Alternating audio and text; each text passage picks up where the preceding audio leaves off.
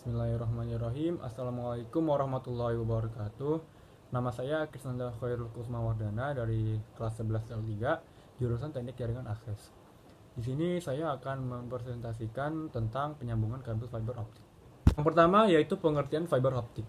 Jadi fiber optik ini adalah jenis kabel yang terbuat dari serat kaca atau plastik halus yang dapat mentransmisikan sinyal cahaya dari satu tempat ke tempat lainnya. Lalu ada prosedur penyambungan kabel serat optik.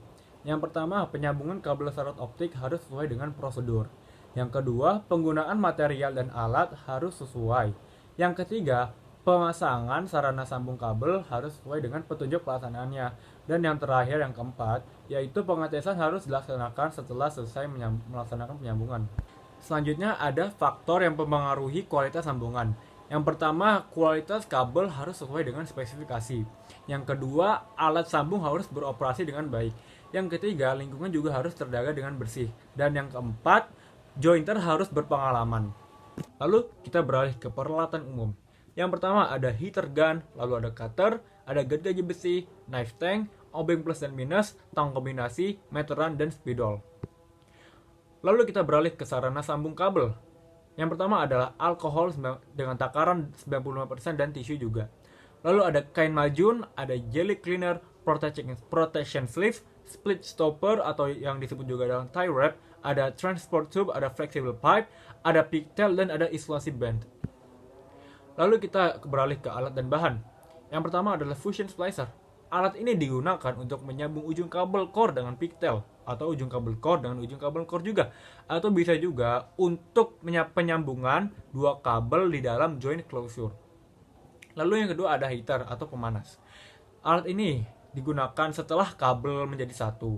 Lalu ada bagian yang diberi pelindung, kemudian dipanaskan dengan heater ini agar kuat dan tidak mudah lepas. Yang ketiga adalah fiber cleaver.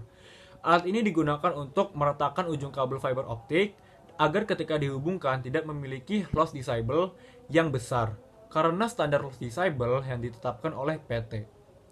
Yang keempat ada tang pengupas. Tentu saja dengan namanya, tang ini digunakan untuk mengupas kabel fiber optik. Dan yang terakhir adalah alkohol dan tisu. Seperti yang saya sudah sebutkan tadi, bahan ini digunakan untuk membersihkan kaca pada fiber optik. Kebersihan kaca juga mempengaruhi kualitas kabel saat di splicing. Selanjutnya kita menuju ke langkah-langkah instalasi. Yang pertama yaitu kupas kulit kabel fiber optik menggunakan loop sheet cutter. Lalu panjang kupasan disesuaikan dengan jenis penyambungan yang dipakai seperti gambar berikut ini. Bisa dilihat gambar berikut. Lalu yang kedua, ambil salah satu ujung serat optik, kemudian kupas pelindung serat optik atau secondary coating tersebut dengan fiber stripper.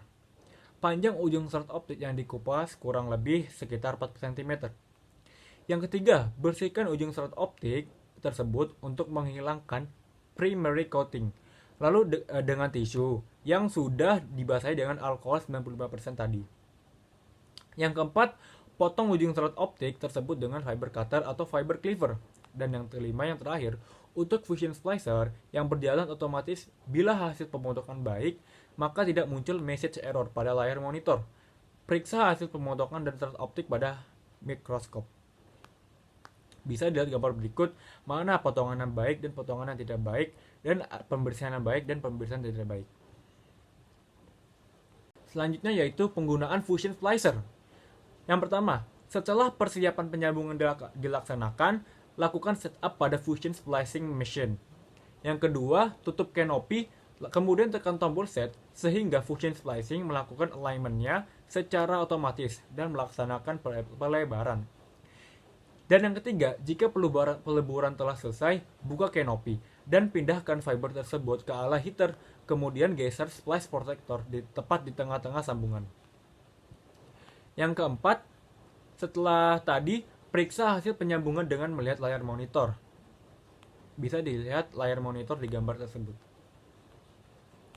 Dan yang terakhir, yang kelima, bila penyambungan berhasil dengan baik, maka periksa redaman yang terjadi pada sambungan tersebut atau batas maksimal redaman senilai 0,2 disable atau splice. Bila hasil redaman melebihi batas, penyambungan dapat diulang kembali. Baik, mungkin sekian yang bisa saya sampaikan. Kurang lebih mohon maaf. Wabillahi taufiq wal hidayah. Wassalamualaikum warahmatullahi wabarakatuh.